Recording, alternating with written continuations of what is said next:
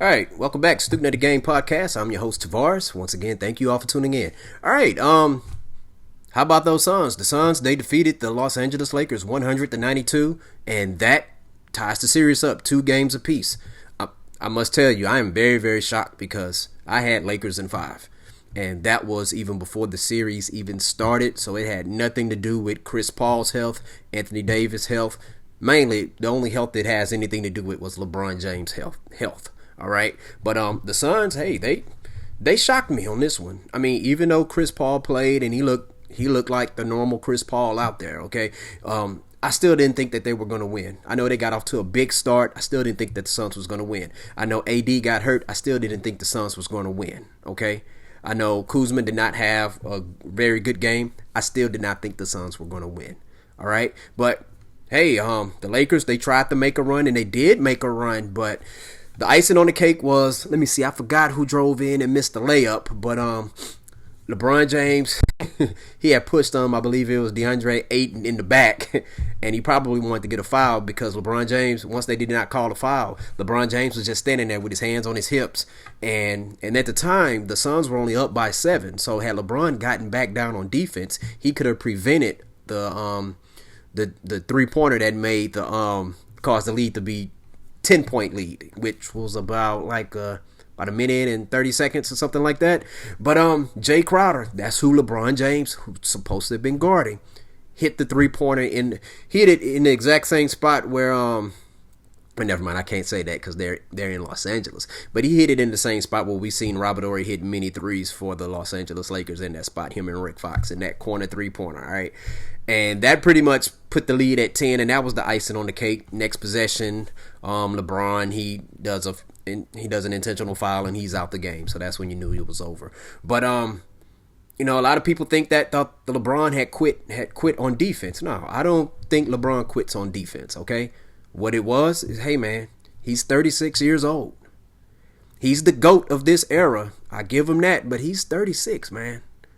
Nobody defeats Father Time, especially when you're playing in the NBA, especially when you're a two-way player like LeBron, where you have to where he tries to bring the same level intensity that he has on the offensive end, he tries to bring it on the defensive side of the ball.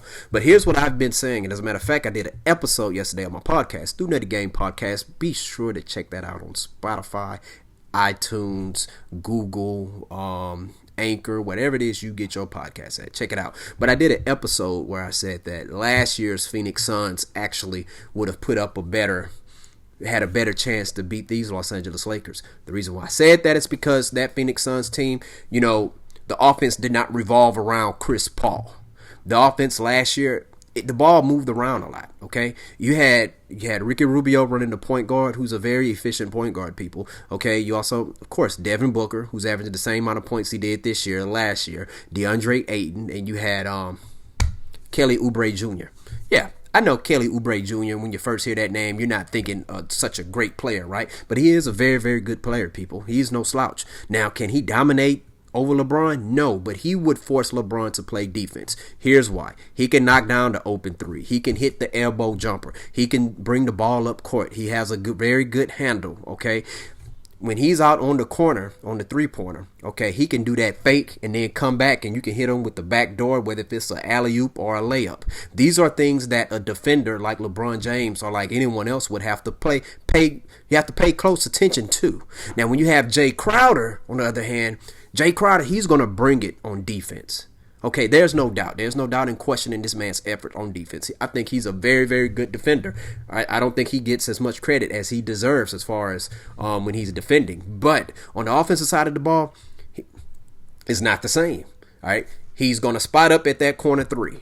And if you're LeBron James, because we're in a league where you're allowed to play zones, it's been going on for decades now, you don't got to exert much energy on defense. Okay? Think about that. If you play the game of basketball, even if you never played the game of basketball, go play. Go play a game tonight or tomorrow and guard somebody. All they do is just shoot a three-pointer. It's easier to guard them, especially when they're not handling the ball. They're just going to spot up in the corner, okay? And you can just wait for that pass and pick that off if you can. But if Jae Crowder had a handle or if he was a threat in the post or something like that, then that will cause LeBron to exert energy on defense, because Jae Crowder will and see, it's not like Jae Crowder is Steph Curry or Klay Thompson or something, right? But if he's not making his shots, then LeBron can back as far away as he want to from him, and that way he can possibly help defense on Devin Booker, DeAndre Ayton, or Chris Paul whenever he's out there. But this game here, Jae Crowder, he came up big.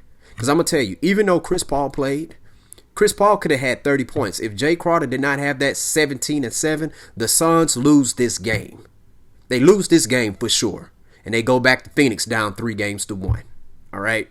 For real. I mean, in the words of Charles Barkley, I guarantee, I'm telling you, if Jae Crowder does not have 17-7, if he had just a 8-point game or 9-point game, and I get it, they won game 1 where he only had like 8 or 9 points, but you're not going to beat the Lakers if you're not forcing LeBron James to exert energy on defense. You're not.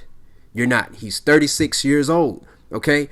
The thing about it is his awareness is like way up there. On a scale of 100, it's at 110. I'm talking about LeBron James. So he knows when to rest on defense and stuff like that. He's very great at the situational defense, okay? But Jae Crowder, he really impressed me. Got 17 points, 7 boards, 4 assists. Yeah, those are the kind of numbers that you want from him. And see, I believe last year Kelly Oubre could have provided those same numbers consistently if they were to cross the Lakers' path going to the playoffs, all right? But if Jae Crowder can continue to do that, if Jae Crowder can give the Suns 15, 6, and 5, and now it just can't be that, but as long as Chris Paul is doing what he's doing, DeAndre Ayton is doing what he's doing, Cameron Payne doing what he's doing off the bench, Devin Booker is doing his thing, guess what? The Suns can win this series. They can. All right? But he has to bring it that same intensity. Now, it's a game 5. LeBron is going to be amped up. We're not sure if AD is going to be playing or not. And that shocked me, man. AD, he caught a groin injury, and Chris Paul wasn't even responsible for it. Listen, I like Chris Paul, but listen, if you think I'm lying, Google it. Just type in Chris Paul G. And when you type in Chris Paul space G, that G is going to automatically fill in with groin punch. I'm telling you. Try it. And if I'm wrong, comment below and let me know if I'm wrong. For real. But, he does that a lot. But I don't know. Maybe he telepathically punched AD in the groin or whatever. But because AD did not come back. And a lot of people were saying, well, the Suns only won because AD was out. Let me tell you something. They were jumping down on the Lakers before he got hurt. Now, is it 100% guaranteed that the Suns would have won if AD had played? It's not. But what's 100% guaranteed in this world, right? You tell me. But what I can say is that the fact that LeBron was exerting energy on defense, okay? Because I think Ayton is doing a phenomenal job against both ADs, all right? And Marc Gasol. All 3 of those players, those are like 3 of the top 10 best defensive big men in the league right now, okay? If you did a top 10, those 3 guys are going to be in it for sure. But I'm impressed with Ayton, and if he keeps playing the way he's playing, and if Jae Crowder can continue to play the way he's playing, keep that same aggression on defense, and provide some offense. You got to make LeBron James work, okay? As long as he's able to do that, guess what? The Suns, y'all have a chance. Those Valley Boys have a chance. Do y'all still even use that name? All right. They still have a chance, all right?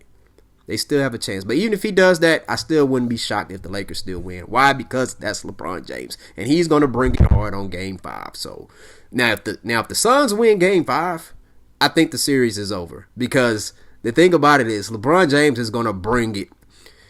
The fact that he left off the court, 43 seconds left? All right. That dude there, man, he is going to bring it. He's going to bring it. But I expect the Suns to bring it too. Shout out to Monty Williams. I'm a big fan of his. He's a brilliant coach. I'm finally glad that he's getting his credit, All right. But hey, you tell me what you think. Who do you think is going to win Game 5 between the Lakers and the Suns? And do you believe that if AD would not have went down, do you think the Suns still win the game?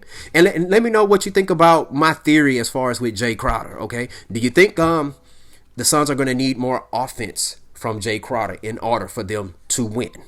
All right, comment below. Don't forget to hit that like button and hit that subscribe button. Right now we're at 81 subscribers. The goal is to try to get 100 subscribers before the end of May. We got about 2 more days. Let's do it, people. Thank you for listening. Stu Nutty Game Podcast. Peace out.